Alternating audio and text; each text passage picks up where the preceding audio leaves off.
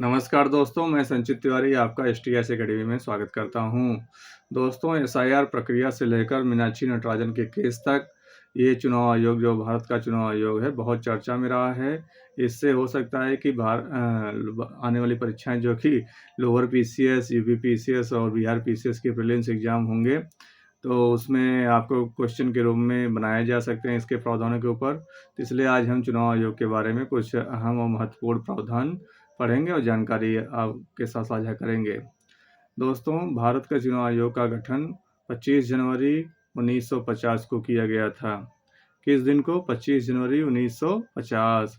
अभी आपने देखा होगा कि लेखपाल के एग्जाम में भारत के शायद योजना आयोग के ऊपर डेट के ऊपर क्वेश्चन बनाया गया था।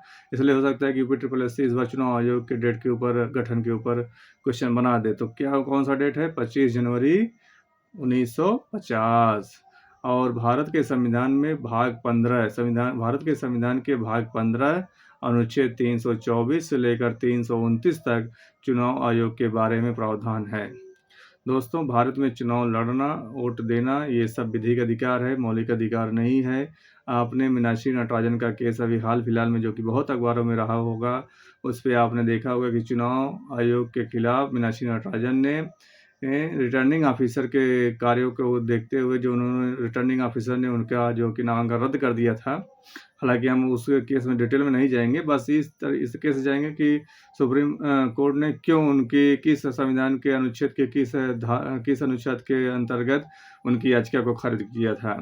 हालांकि उनके वकील ने काफ़ी अच्छा बहस किया था, बहुत सारे प्रावधानों को दिया, लेकिन चुनाव आयोग के तरफ से जो भी वकीलों ने भी अपना पक्ष रखा और सुप्रीम कोर्ट ने सीधा कहा है कि आर्टिकल 329 का भी कहता है कि चुनाव प्रक्रिया शुरू हो जाने के बाद और चुनाव संपन्न होने तक, मतलब चुनाव प्रक्रिया शुरू हो गई, सूचना जारी हो गई और उसके बाद जो भी नामांकन के बाद चुनाव के बाद निर्णय, कौन जीता कौन हारा, इसके बाद जब चुनाव प्रक्रिया संपन्न हो जाती है, उस बीच तक 329 बी के तहत, संविधान के अनुच्छेद 329 बी, आप अच्छे से ध्यान दीजिए, संविधान के अनुच्छेद 329 बी के तहत उस पे प्रक्रिया पर सुप्रीम कोर्ट या कोई भी अदालत कोई भी आदेश पारित नहीं कर सकता कि उसे रोक दिया जाए या चुनाव प्रक्रिया को रोक दिया जाए।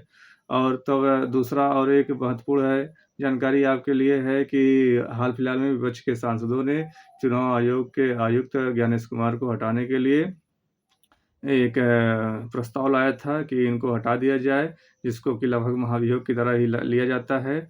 वह 324(5) के तहत आया था, इसलिए आपको दोनों अनुच्छेद अच्छे से जानकारी देख लेना चाहिए कि 329 बी के तहत ये कहता है कि अदालतें चुनावी प्रक्रिया में हस्तक्षेप नहीं करेंगी जब तक चुनाव प्रक्रिया संपन्न ना हो जाए, और 324(5) के तहत ये कहा गया है कि संविधान के उल्लंघन या किसी भी अक्षमता या मिसबिहेवियर को लेकर मुख्य चुनाव आयुक्त के खिलाफ महाभियोग का प्रस्ताव लाया जा सकता है, उनको पद से हटाने का प्रस्ताव लाया जा सकता है। दोस्तों, इस तरीके से अन्य जानकारियों के लिए हमारे साथ जुड़िए और भी लोगों को जोड़िए। धन्यवाद।